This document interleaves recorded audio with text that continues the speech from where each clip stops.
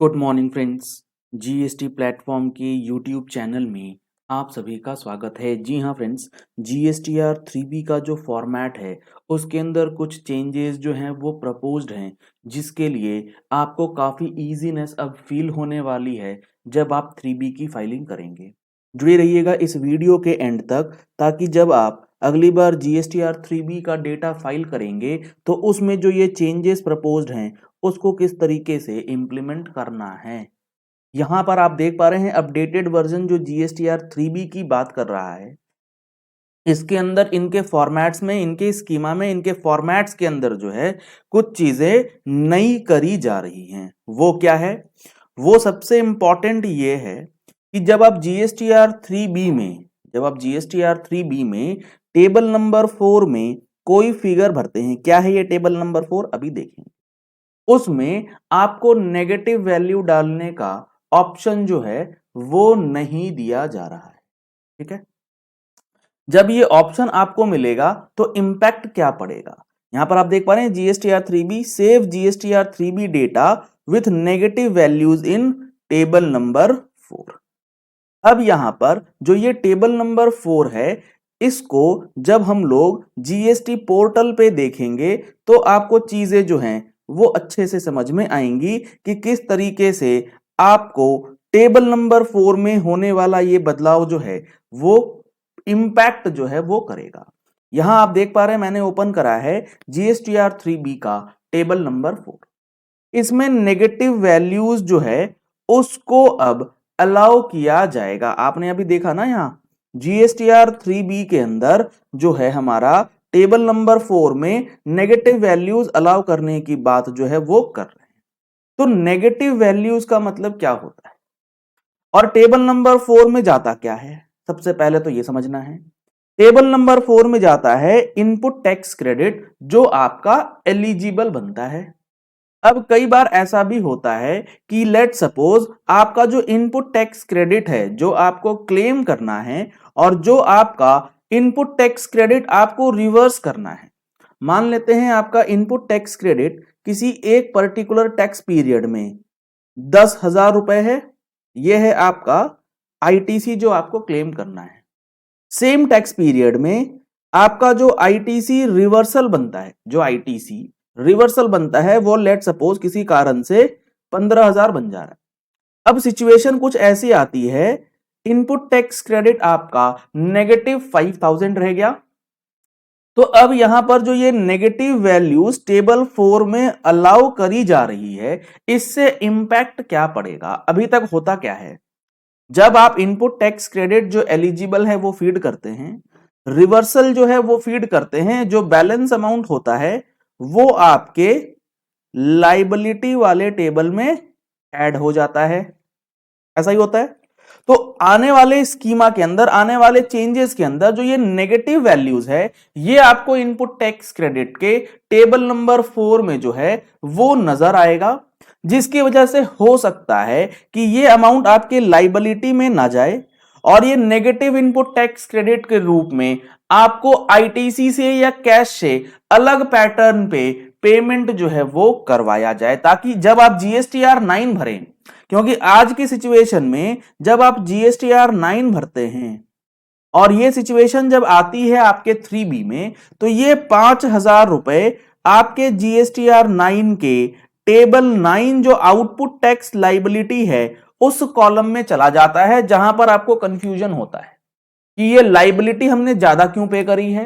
क्योंकि टेबल 9 सिर्फ और सिर्फ आउटवर्ड टैक्स से रिलेटेड जो आउटपुट का, जो टर्नओवर सेल्स का जो आउटपुट आपने जमा किया है या आरसीएम की लाइबिलिटी जमा करी है, उसको रिलेट करने के लिए दिया गया। वहां नेगेटिव आईटीसी की लाइबिलिटी की कोई बात होती नहीं है, लेकिन चूंकि ऑटो डेटा पॉपुलेट होता है तो उसमें कई बार ये कंफ्यूजन जो है वो रहता है। तो इस चीज का यहां पर जो है सॉल्यूशन एक मिलेगा।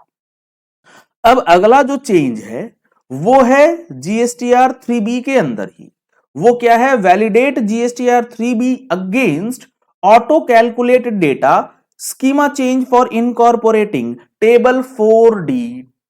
और इसी के साथ एक और चेंज है, get ITC liability auto calculated details for the table 4D2।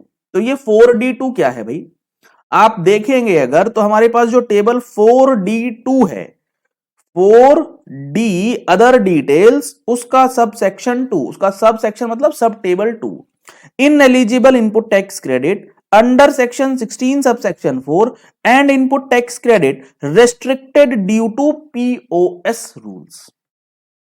मतलब वो इनपुट टैक्स क्रेडिट जो 16/4 के टाइम पीरियड के बाद आया है, या फिर आपका वो इनपुट टैक्स क्रेडिट जो इनएलिजिबल हुआ पड़ा है due to POS rules, place of supply आपके शहर का या आपके स्टेट का है नहीं, तो इसके लिए ऑटो कैलकुलेटेड लाइबिलिटी जो है आईटीसी से रिलेटेड वो इनकॉर्पोरेट कर दी जाएगी। अब यहां पर समस्या आने वाली है, यहां पर समस्या ये आने वाली है कि सेक्शन 16 सब सेक्शन 4 के लिए जब ये बात कहते हैं कि आपका जीएसटीआर 3बी का टेबल नंबर 4D2 जो है वो ऑटो पॉपुलेट होगा, तो ये होगा कैसे? 16/4 जो है वो सप्लायर की एंगल से देखने की बात है नहीं, वो रिसिपिएंट के देखने की बात है।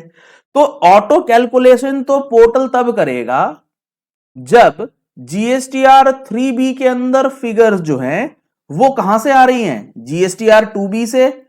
और अगर रिसिपिएंट का 2बी जो है वो जनरेट कैसे होता है? सप्लायर की जीएसटीआर 1 से।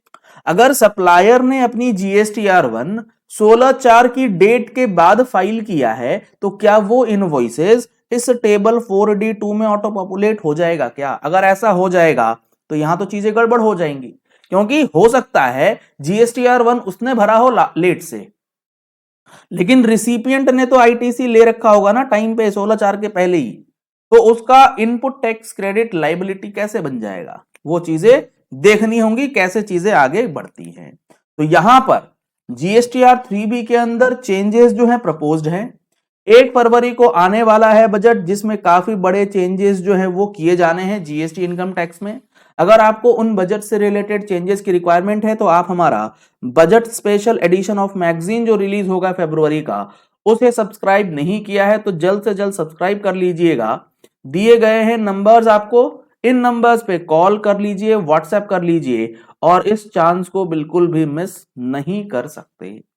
जीएसटी का फुल कोर्स ऑलरेडी हमारा चल रहा है, जिसमें हम लोग सेक्शन वाइज हर एक चीज को जीएसटी के लिए एनालाइज कर रहे हैं और उसके आप कैसे प्रैक्टिकली चीजों को समझ सकते हैं, प्रैक्टिस के अंदर कैसे आप इंप्लीमेंट कर सकते हैं, वो हम लोग डिस्कस करेंगे। जीएसटी के फुल कोर्स में ज्वाइन करना है तो सेम नंबर पे आप कॉल या व्हाट्सएप कर सकते हैं। चलिए इस वीडियो को यही एंड करते हैं। आशा करते हैं आपको 3बी के अंदर टेबल 4 में ये नेगेटिव वैल्यू से रिलेटेड चेंज और ये 4D2 से रिलेटेड चेंज का इंपैक्ट और ये किस तरीके से किया जाएगा वो चीजें समझ में आ गई होंगी। कॉरेस्पॉन्डिंग चेंजेस जीएसटीआर 9 के अंदर भी किया जाएगा, जिसमें जब टेबल 4 में नेगेटिव वैल्यूज आएगा इनपुट टैक्स क्रेडिट, तो हमारा टेबल 6 जो टेबल 4 से ही वैल्यूज को उठाता है वहां पर भी कुछ कॉरेस्पॉन्डिंग चेंजेस जो हैं वो किए जाएंगे। चलिए इस वीडियो को यही एंड करते हैं। अगर आपने हमारे टेलीग्राम चैनल को अभी तक ज्वाइन नहीं किया है तो टेलीग्राम चैनल को जरूर ज्वाइन कर लीजिएगा। उसमें आपको important PDF notifications, rules, judgements जो हैं वो आपको प्रोवाइड किए जाते हैं। जीएसटी प्लेटफॉर्म अपडेट्स के नाम से आपको हमारा टेलीग्राम चैनल जो है वो अवेलेबल मिल जाएगा। YouTube चैनल आपने सब्सक्रिप्शन ले ही रखा होगा, अगर नहीं करा है तो नीचे दिया गया है रेड कलर का सब्सक्राइब बटन, उसे प्रेस कर लीजिए। साथ में जो बेल आइकन है उसे प्रेस कर लीजिएगा ताकि नोटिफिकेशंस किसी भी तरीके से आपको मिलती रहें। Thank you and have a nice day.